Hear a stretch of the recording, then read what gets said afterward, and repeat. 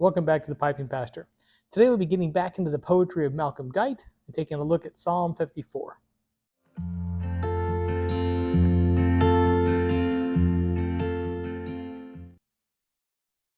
Well, it is a very warm day in Maryland. Uh, the real temperature is like 97. With the humidity, it's pushing it north of 100.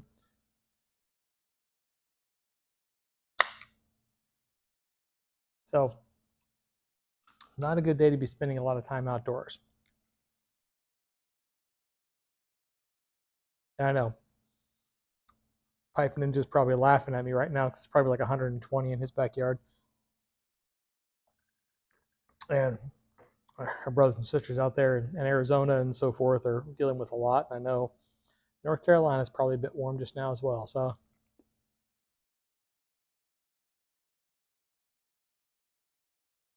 it's nice to know I'm not alone in this.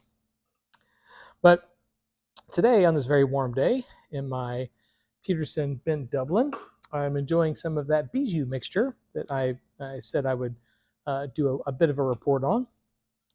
And again, I'm not a tobacco reviewer.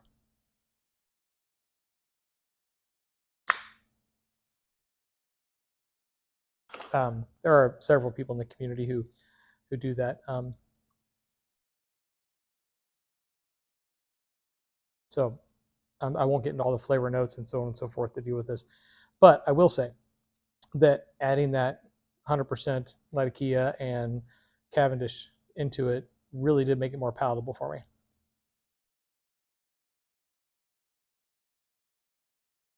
And I'm looking forward to how this ends up in the other two jars that I've cellared and what that's going to look like uh, in a couple of years.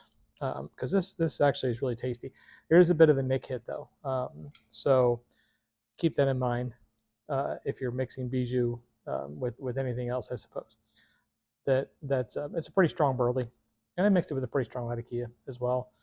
So it's a very well-rounded, great mouthfeel, very smooth and mellow. But after you smoke a bowl, you feel it. At least I do, anyway.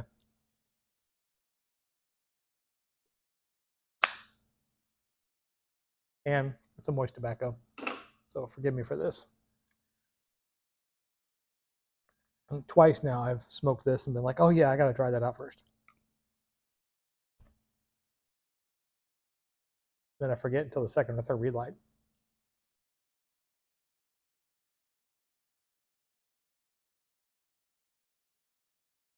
Well, before we get into our poem and Bible verse for today, there is something else I wanted to mention about the production of these videos.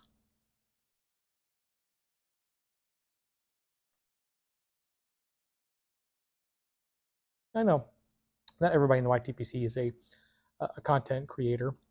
I know once you sign your membership contract and submit your dues and everything, I'm kidding. As a member of the YTPC, many of us create this content, right?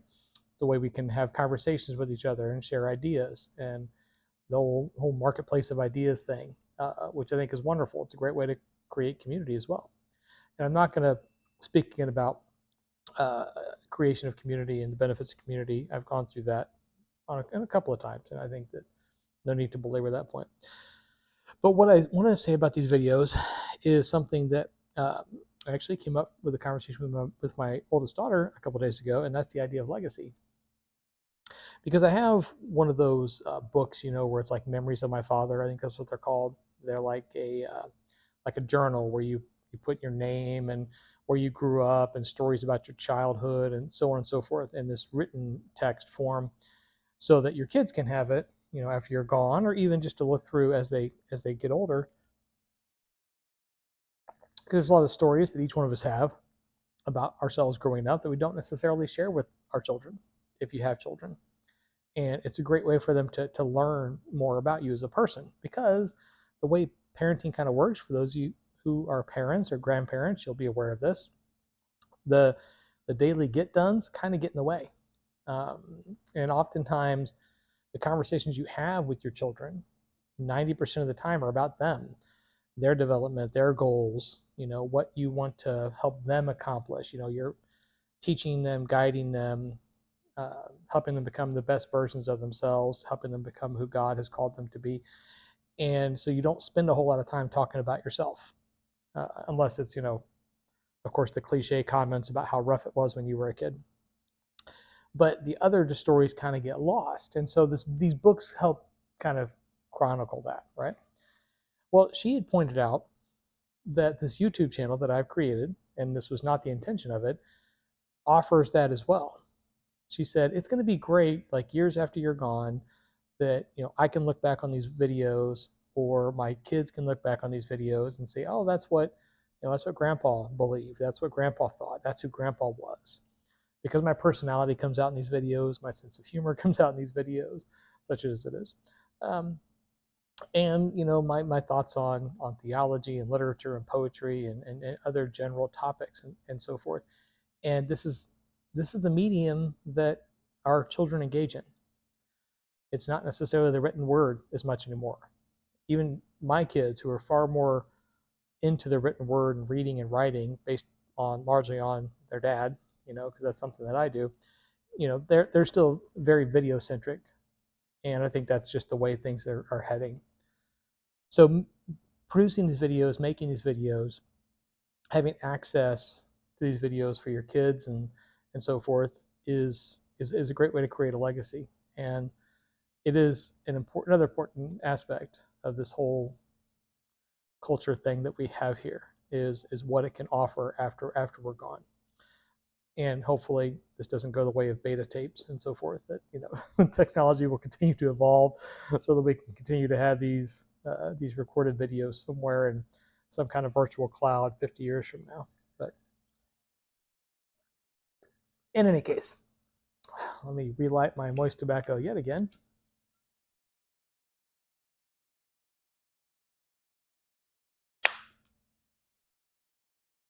I did mention that I love the deep English blends, and even in the hot summer months, I still smoke them.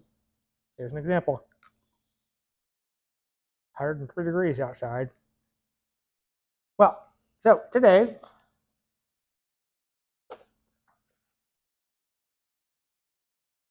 I have talked about Malcolm Guite before. I've actually featured some of his work previously as well.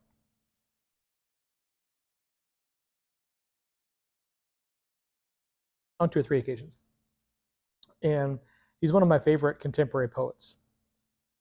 Not just because he's a pipe smoker, although that's part of it. And if you haven't checked out his channel, you should. He doesn't need like a boost in viewers. He's got quite a few. He's a pretty well-known preacher, theologian, poet. But his channel is great one to subscribe to and watch. So I would highly suggest it. But he has this book, David's Crown, and it's a series of poems that are based on the Psalms. So you have the Psalms, which are, of course, like the Old Testament poetry, and then you have a modern day poet and priest. He's an Anglican priest reading these, understanding them as a poet and a theologian, and then interpreting them in his own format in this book of poetry. And I think it gives wonderful insight into the Psalms. It's like a little mini sermon in the form of a poem. Like it's like an exegetical sermon, like a line by line sermon that kind of goes through and explains things in the sermon. And so the one I want to look at for today is Psalm 54, because I think it's a great transition between what we think about in terms of what the psalmist dealt with in the Old Testament and what we deal with today, right? So Psalm 54 is David's prayer of vindication. Basically, this is after he has been betrayed yet again by the Ziphites. So the Ziphites were Israelites. They were from the town or the country area of Ziph. Ziph was the name of a town. It was also that kind of country area right there. But they were not only Israelites, they were of the tribe of Judah, and they had betrayed David twice to Saul. And so this is after the second one.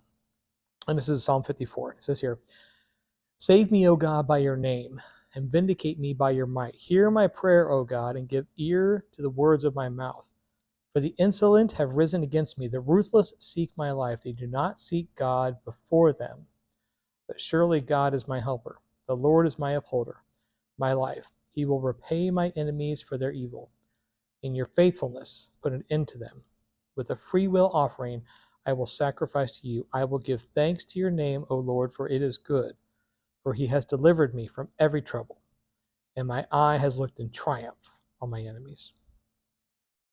It's a wonderful, uplifting song about a psalm about in battle and God showing up. But sometimes, we can look at these psalms and say, okay, well, yes, in the abstract, I can get that, but in reality, Ziphites are not betraying me to a king who's seeking my life, right? My next door neighbor is not telling the president where I am because the president wants to kill me. Okay, in literal terms, it doesn't translate like that. It's more of a general idea, right? And so when we look at that psalm, we can say, okay, well, that doesn't really apply to my life. But in point of fact, it does. It's just understanding the enemies in a different way, not necessarily the Ziphites, but the other enemies that we deal with. And that's kind of what Malcolm does here in his poem. Let us rejoice to see your light prevail. Save us, O God, for what the tyrants seek is not our bodies, but our very soul. The freedom of the heart is now at stake. The enemies of freedom are within each one of us, for we have let them speak with our own voices, magnified the din of blasphemous cacophony. We used our own devices to embed our sin, distracted from distraction and confused by dark diversions of our own devising. Each gift of yours has somehow been abused to cast doubt on the giver by revising the tenets of our faith till they're half dead. O rouse us and raise us in your Easter rising. I love that because he takes this battle that David's talking about there, about being pursued by the enemies and betrayed. And it's like now we do that to ourselves through our distractions, that God blesses us with these different gifts, and then we turn them to our own devising for our own benefit, and that turns us in ourselves, and we get trapped in our own sin. So it's not necessarily the Ziphites betraying us to this evil, it's kind of us betraying ourselves, or at the very least us distracting ourselves with all of our things and all of our stuff and all the various different ways we amuse ourselves.